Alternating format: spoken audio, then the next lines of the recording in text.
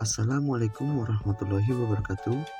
Saya Aiman Faiz Matupang, kelas PJKR 1C. Oke, baik. Materi yang kita pelajari pada hari ini adalah teori-teori perkembangan peserta didik. Yang pertama, teori Sigmund Freud. Yang kedua, teori Erik Erikson. Yang ketiga, teori behavioral. Yang keempat, teori Jean Piaget. Yang kelima adalah teori John Bowlby.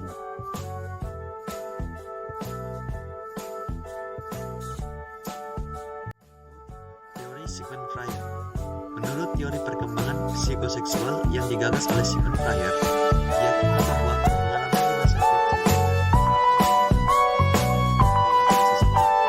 jika anak tidak berhasil menuntaskan tahapan ini, maka bisa berpengaruh terhadap karakternya saat dewasa kelak.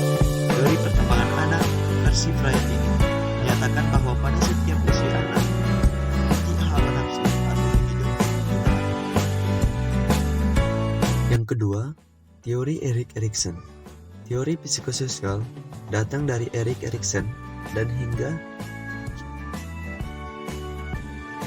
kini termasuk yang paling populer. Dalam teorinya terdapat 8 tahapan perkembangan psikososial seorang yang fokus pada interaksi sosial dan konflik. 3. Teori behavioral. Menurut perspektif ini, seluruh perilaku manusia bisa dijelaskan merujuk pada pengaruh lingkungan. Teori ini fokus pada bagaimana interaksi lingkungan berpengaruh pada karakter seseorang.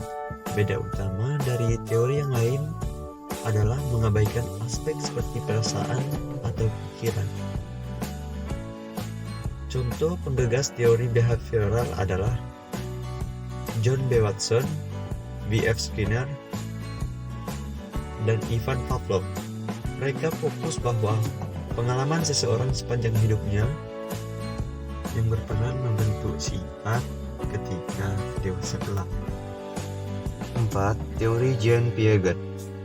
Piaget memiliki teori kognitif terkait perkembangan anak. Fokusnya pada pola pikir seseorang. Ide utama dari Piaget adalah anak berpikir dengan cara berbeda dibandingkan dengan orang dewasa. Selain itu, proses berpikir seseorang juga dibandingkan sebagai aspek penting yang menentukan cara seseorang memahami dunia.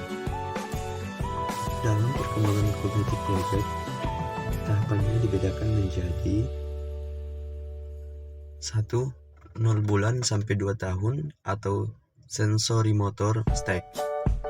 Pengetahuan anak terbatas pada persepsi sensori dan aktivitas motorik.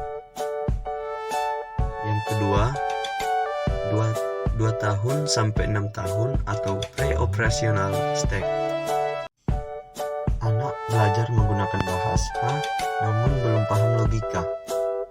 Itu penjelasan dari pre-operational stage. Selanjutnya 7 tahun sampai 11 tahun atau concrete operational stage. Di sini anak mulai memahami cara berpikir logis, namun anak belum paham tentang konsep abstrak. Kemudian 12 tahun sampai dengan dewasa. Itu yang sering disebut dengan formal operational stage. Yang kelima adalah teori Bowlby. Teori ini termasuk teori perkembangan sosial yang paling awal dikemukakan. Bowlby meyakini bahwa hubungan sejak dini antara anak dengan pengasuhnya peran penting dalam perkembangannya. Bahkan, hal ini akan terus berpengaruh pada hubungan sosial seumur hidupnya. Menurut teori Bowlby, anak terlahir dengan kebutuhan untuk mendapatkan attachment atau kasih sayang. Itulah mengapa anak ingin selalu dekat dengan pengasuhnya, kemudian dibalas dengan pelindung kasih sayang. Yang terakhir adalah, apa sih manfaat mempelajari teori perkembangan peserta didik? Yang pertama, dapat menciptakan ruangan kelas yang tepat bagi peserta didik. Yang kedua, dapat mengendalikan diri agar tidak membeda-bedakan anak yang satu dengan